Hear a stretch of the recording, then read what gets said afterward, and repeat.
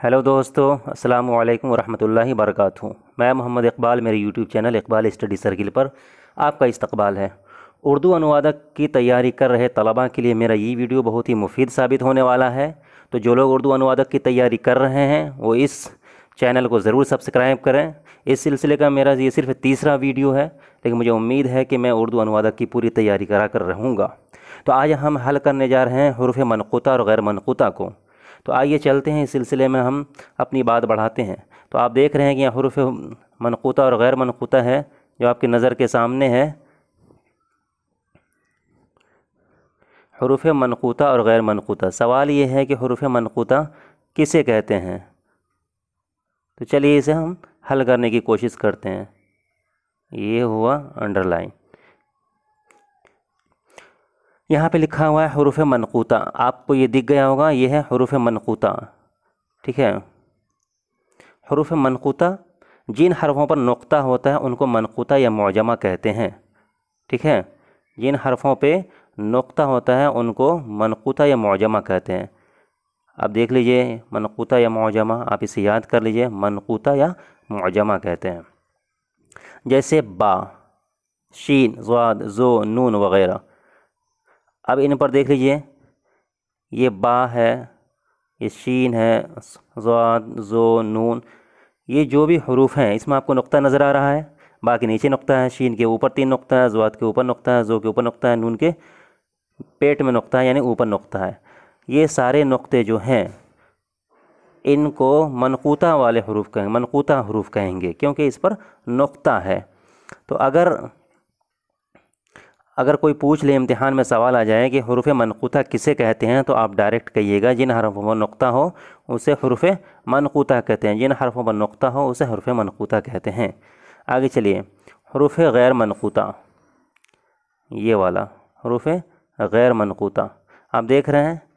असल में नुक़्ता, आप जब इसको लिखिएगा नुक़्ता, इस तरह नुक़्ता, तो देख रहे हैं आप, नुक़्ता, नुक़्ता ही से मनक़ूता बना है या मनक़ूत बना है। ठीक है, इसम मफ़ऊल का सीगा है मनक़ूत, मनक़ूता। जिस पर नुक़्ता है उसको क्या बोलते हैं, मनक़ूत या मनक़ूता बोलते हैं। जिन हरफ़ों पर नुक़्ता नहीं होता उनको गैर मनक़ूता कहते हैं। अब समझ में आ गया। जैसे हा या हे, दाल, सीन, स्वाद, तो वग़ैरह, ये सारे जो हैं ये क्या हैं, गैर मनक़ूता हैं। ठीक है, यहाँ से लेकर के यहाँ तक, सॉरी, ये सारा जो है ये गैर मनक़ूता आपको दिख रहा है। हा में नुक़्ता नहीं है, दाल में नुक़्ता नहीं है, सीन में नुक़्ता नहीं है, स्वाद में नुक़्ता नहीं है, तो में नुक़्ता नहीं है, तो इसे गैर मनक़ूता कहेंगे। लिहाजा जिन हरफ़ों के ऊपर नुक़्ता होता है उनको फ़ौक़ानी कहते हैं। उनको क्या कहते हैं, ऊपर नुक़्ता हो तो उन्हें फ़ौक़ानी कहेंगे, और जिन हरफ़ों के नीचे नुक़्ता होता है उनको क्या बोलेंगे, तहतानी कहेंगे।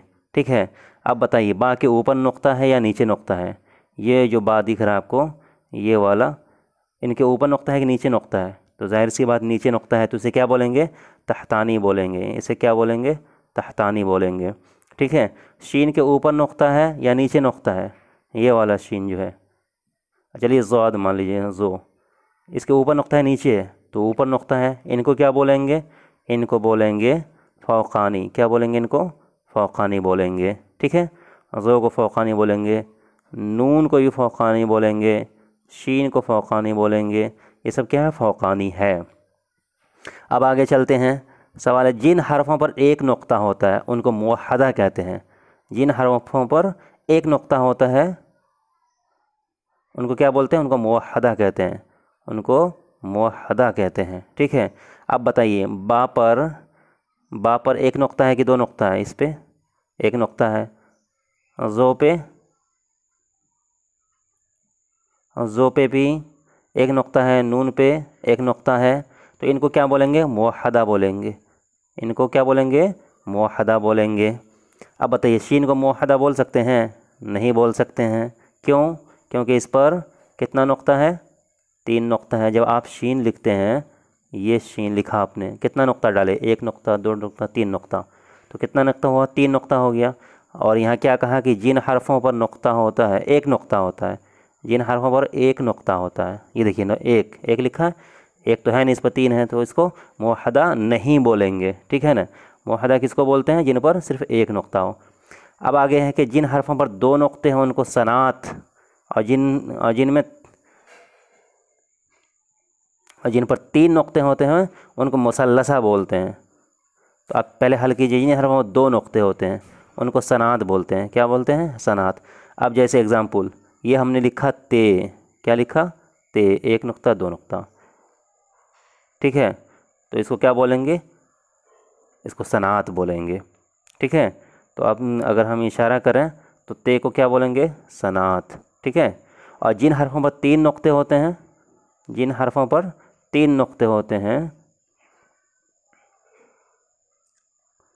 जिन हरफों पर 3 नुक्ते होते हैं उनको मुसल्लसा बोलते हैं। क्या बोलते हैं? मुसल्लसा बोलते हैं, ये वाला मुसल्लसा, ठीक है। अब एग्ज़ाम्पल जैसे अभी आपने देखा था शीन वाला एग्ज़ाम्पल, ये शीन, ठीक है। इस पर कितने नुक्ते थे?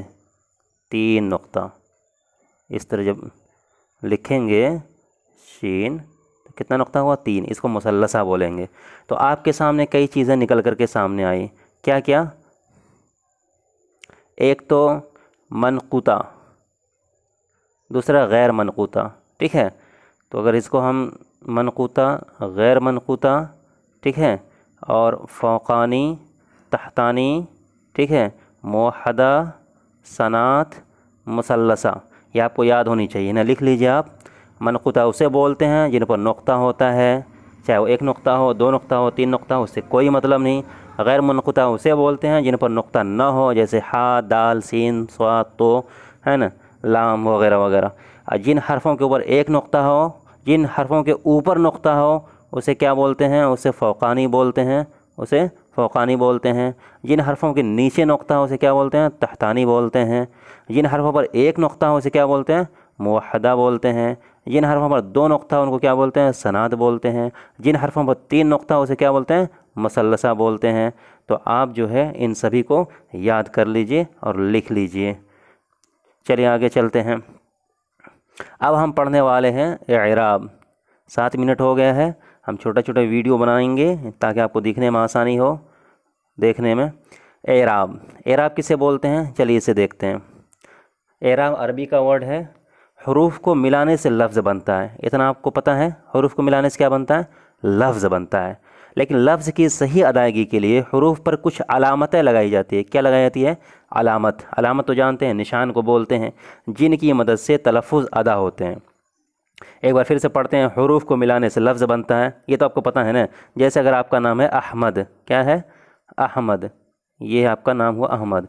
तो इसमें देखिए कितना हर्फ है, अलीफ है, हे है, मीम है, दाल है। तो अब बराबर अहमद हो गया, ठीक है ना। तो वही का हरूफ को मिलाने से लफ्ज़ बनता है, तो अहमद लफ्ज़ हो गया। लेकिन अलीफ लफ्ज़ नहीं है, ये लफ्ज़ नहीं है, हे भी लफ्ज़ नहीं है, ठीक है, मीम भी लफ्ज़ नहीं है, दाल भी लफ्ज़ नहीं है, लेकिन अहमद लफ्ज़ है। अहमद क्या है? लफ्ज़ है, ठीक है।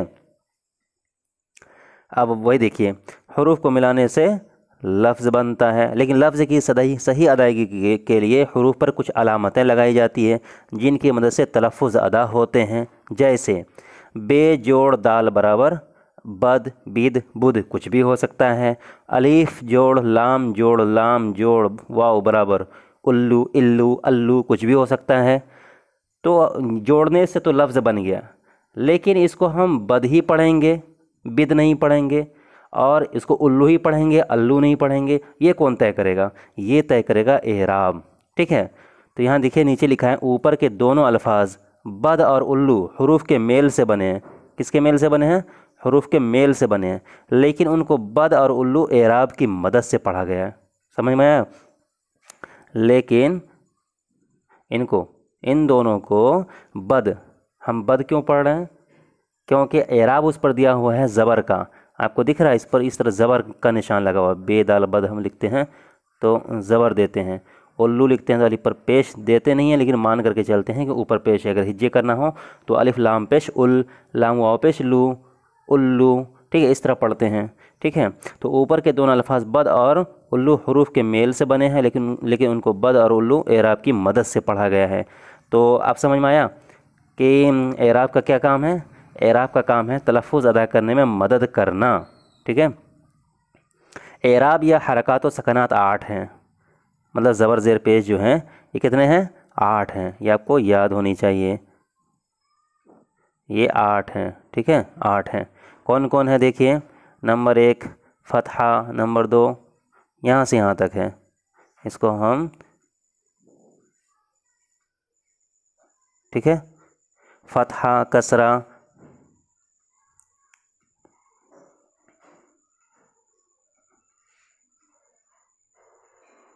अब देखिए क्लियर दिख रहा है क्या क्या है। नंबर 1 फ़तहा, नंबर 2 कसरा, नंबर 3 ज़म्मा, नंबर 4 सुकून, नंबर 5 वक्फ़, नंबर 6 तशदीद, नंबर 7 तनवीन, नंबर 8 मद, एक यहाँ पर रह गया है। ठीक है, तो ये 8 क्या हैं? ये हरकात व सकनात हैं। फ़तहा किसको बोलते हैं, कसरा किसको बोलते हैं, ज़म्मा किसको बोलते हैं, इनकी तफसील नीचे आ रही है। तो किसी भी देखिए अल हर्फ के मिलने से लफ्ज़ बना, लेकिन लफ्ज़ को हम पढ़ते किसकी मदद से हैं? एराब की मदद से पढ़ते हैं। ठीक है ना, एराब की, ये जो है एराब, इसकी मदद से पढ़ते हैं, एराब की मदद से। अब चलिए डिटेल में कि इन एराब में जिनकी 8 किस्में बताई गई हैं क्या क्या शामिल है, उनकी तफसील क्या है। तो सबसे पहले फ़तहा, फ़तहा ज़बर को बोलते हैं। फ़तहा की अलामत ये है, देखिए ज़बर मतलब ऊपर देना है। ठीक है, जैसे बे के ऊपर ज़बर, जीम के ऊपर ज़बर, जिम ज़बर ज, बाजबर ब, ठीक है ना, रे ज़बर र। तो ज़बर की जो अलामत है वो हर्फ के ऊपर हुआ करती है। ठीक है, ये अलामत किसी हरूफ के ऊपर लगती है, जैसे अलिफ बे ज़बर अब, बे दाल ज़बर बद, टे नून ज़बर टन, मेम नून ज़बर मन, फे नून ज़बर फन, सिन नून ज़बर सन वगैरह देख रहे हैं। अब बद टन पढ़ रहे हैं हम, इब बिद नहीं पढ़ सकते हैं, क्यों? क्योंकि उसके ऊपर ज़बर की अलामत लग गई है। ये देखिए इस पर ज़बर की अलामत लगी हुई है, इसको अभी पढ़ेंगे। तो फ़तहा का मतलब हुआ ज़बर जो कि हर्फ के ऊपर आता है। क्लियर, आगे चलते हैं। अब आप देख सकते हैं कसरा, क्या है? कसरा, ये वाला। ठीक है, कसरा जो होता है, कसरा की अलामत क्या है? कसरा की अलामत ज़ेर है, ये है जो किसी भी हर्फ के नीचे होता है। ठीक है, जीम ज़ेर जे, बा ज़ेर बे, है ना, ते ज़ेर ते या ती। उर्दू नूरानी कायदा में ते ज़ेर ते होगा, उर्दू में ते ज़ेर सॉरी नूरानी कायदा में अलिफ ज़ेर ई होगा, बा ज़ेर बी, ता ज़ेर ती। लेकिन जब उर्दू में होगा तो जीम ज़ेर जे, बा ज़ेर बे, ता ज़ेर ते, इस तरह चलेगा। ठीक है ना, बा ज़ेर बे भी नहीं, बे ज़ेर बे, अलिफ बे ते से उर्दू में है, नूरानी कायदा में मतलब अरबी कवायद में अलिफ बा ता सा है। चलिए कसरा, कसरा की अलामत किसी भी हर्फ के नीचे ज़ेर है, जो ये दिख रही है उसको ज़ेर कहते हैं। ये अलामत किसी हर्फ के नीचे लगती है। ठीक है, नीचे लगती है, जैसे इन, दिन, जिन, सिन, घिन वगैरह। अब आप कुछ भी लगा लीजिए, जैसे आप ही बोलें, जैसे हमें लिखना हो किताब, क्या लिखना हो? किताब, ये हो गया किताब। तो अब बताइए काफ़ के नीचे ज़ेर लगेगा या ऊपर लगेगा? अगर हम नीचे लगाते हैं तो इसको बोलेंगे कि काफ़ के नीचे ज़ेर है, और काफ़ के नीचे कसरा है, ये भी बोल सकते हैं। क्या बोल सकते हैं? कसरा भी बोल सकते हैं। ठीक है ना, अत्ते के ऊपर हम ऊपर ज़बर लगाएंगे तो हो गया किताब। ठीक है ना, बाकी ऊपर तो कुछ भी नहीं लगेगा, तो फिर क्या लगेगा वो आगे हम देखते हैं। चलिए आगे, ज़म्मा, ज़म्मा, ज़म्मा कहते हैं पेश को। किसको कहते हैं? पेश को। जैसे कि यहाँ देखें, उसको पेश कहते हैं, पेश। ज़म्मा की अलामत है ये वाला, मतलब छोटा वाला वाव, पेश, पेश। ठीक है, ये अलामत किसी हर्फ के ऊपर लगती है, जैसे यहाँ देखिए, है ना, आपको दिख रहा है उस, बुन, सुन, सूरज, दुनिया, रुपया वगैरह। ठीक है, सबके ऊपर पेश है, छोटा वाला इस तरह वाला। ठीक है, तो इसको ज़म्मा बोलते हैं। ठीक है, तो एक हो गया फ़तहा, दूसरा हो गया कसरा, तीसरा हो गया ज़म्मा। ज़बर ज़ेर पेश, क्या हो गया? ज़बर ज़ेर पेश। ये तीनों जो है यहाँ से लगा के, क्या है ये? फ़तहा, कसरा, ज़म्मा। अब आगे चलिए, सुकून, सुकून, सुकून एराब के ना होने को कहते हैं। अरे बहुत सारा हर्फ ऐसा है जिस पर कोई हरकत ही नहीं आती है, मतलब कोई एराब नहीं लगता है, ज़बर ज़ेर पेश कुछ नहीं लगता है, तो उस हर्फ को क्या बोलेंगे कि ये हालत सुकून में है, मतलब इस पर सुकून है। उसकी अलामत देख लीजिए, ये है उसकी अलामत, ये वाला जो दिख रहा है, ये छोटा सा पेश होता है, पेश से भी छोटा होता है, इसको जज़्म कहते हैं। सुकून को क्या बोलते हैं? सुकून को जज़्म भी बोलते हैं। ठीक है, ये वो अलामत है जो अपने से पहले हरूफ को आपस में मिलाती है। कुछ समझ में आया? ये वो अलामत है जो अपने से पहले हरूफ को आपस में मिलाती है। जैसे जैसे इन, बिन, बल, लब, कुल वगैरह वगैरह।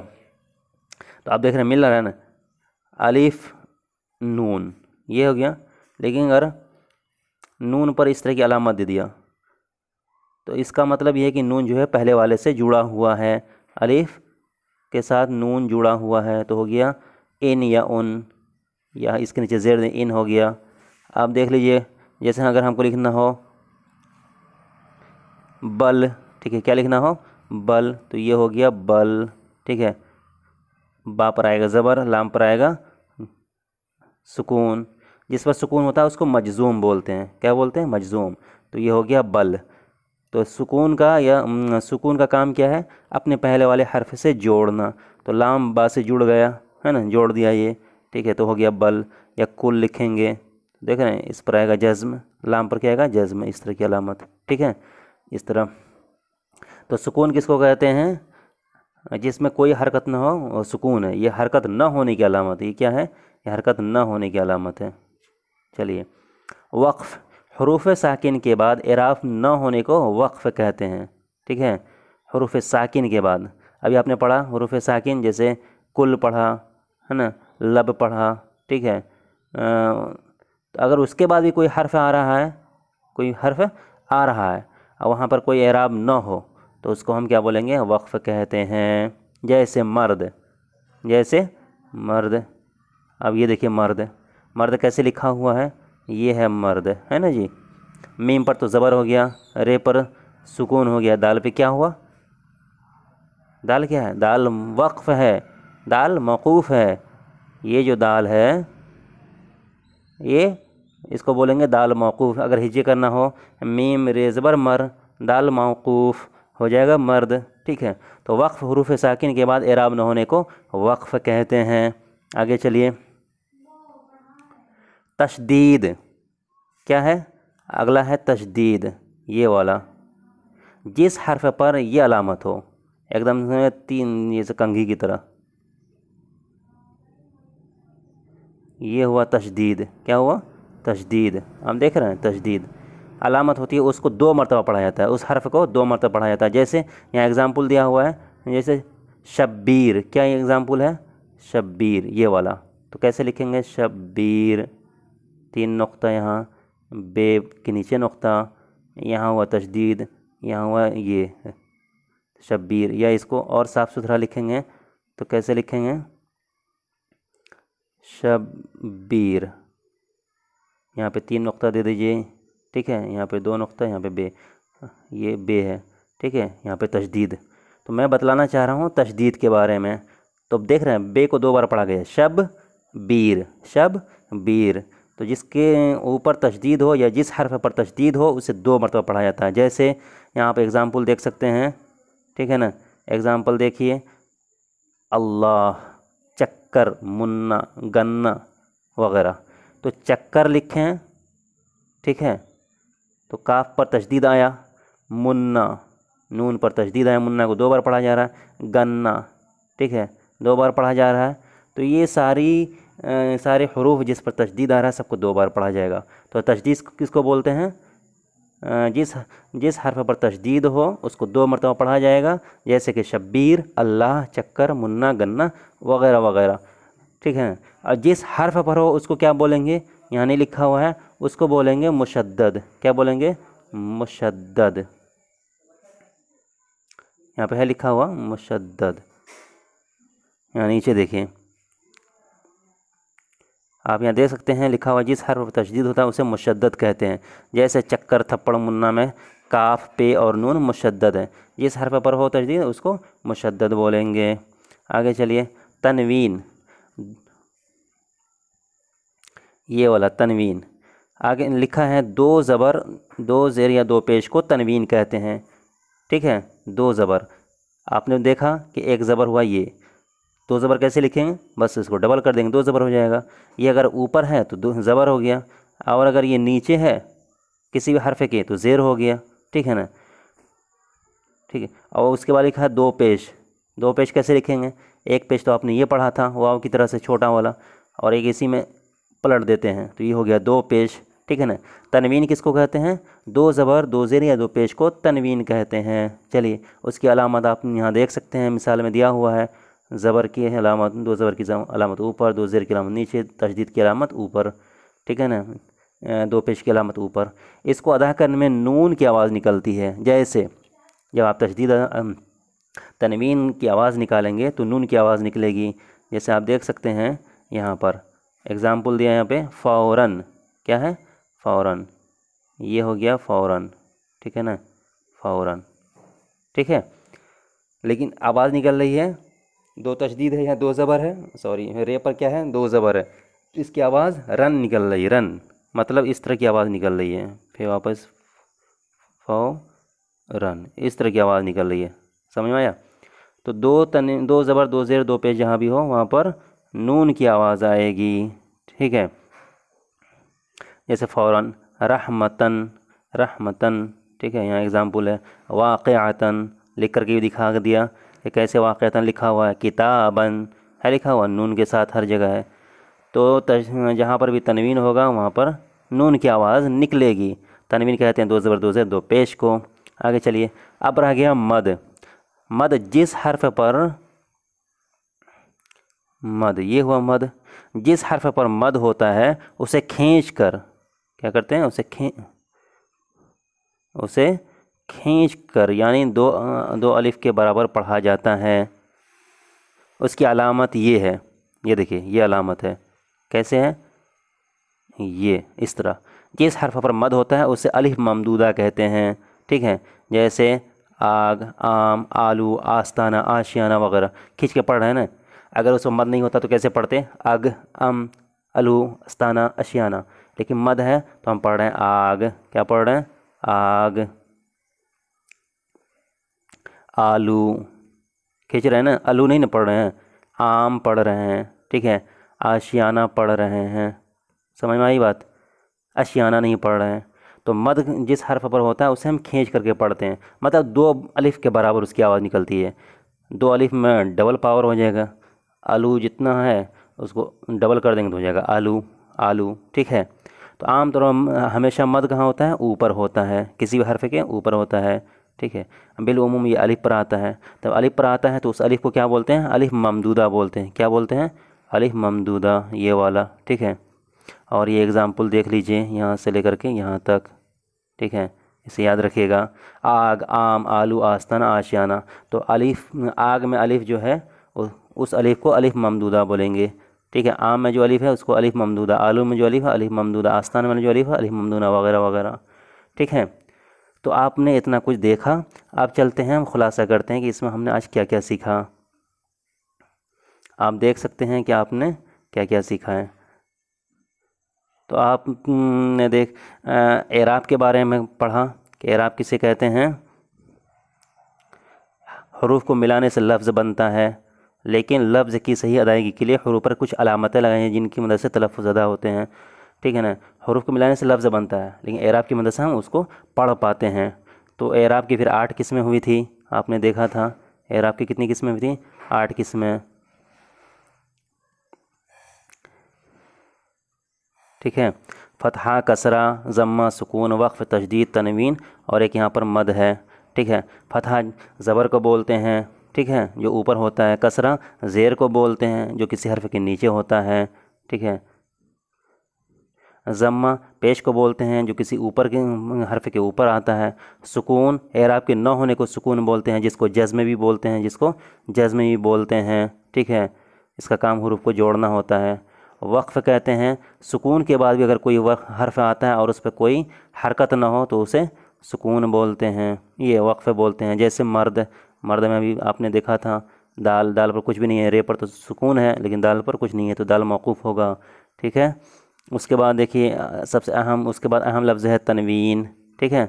उसके बाद तशदीद, ठीक है। वक्फ़, तशदीद, तनवीन और फिर मद, ठीक है। तो हो गया फतहा, कसरा, फतहा, कसरा, ज़म्मा और उसके बाद क्या है, सुकून, वक्फ, तशदीद, तनवीन, मद। ठीक है, ये 8 चीज़ें हुई, इन्हें याद कर लीजिए। ठीक है, और इंशाअल्लाह ये आपके काम आएगा।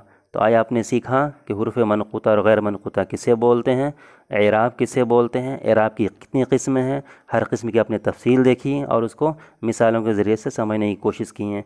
मुझे उम्मीद है कि आपको ये वीडियो बहुत मुफीद साबित होगा। आप इसे ध्यान से देखिए और इसे याद कर लीजिए। इंशाअल्लाह अगर आप इसको बगौर पढ़ेंगे तो आपको हमेशा के लिए याद हो जाएगा, फिर दोबारा किसी तहरीर को, इबारत को पढ़ने की ज़रूरत नहीं पड़ेगी। ऐसा पढ़िए कि आपको याद हो जाए, पहली बार पढ़िए और उसको आखिरी बार समझ के पढ़िए।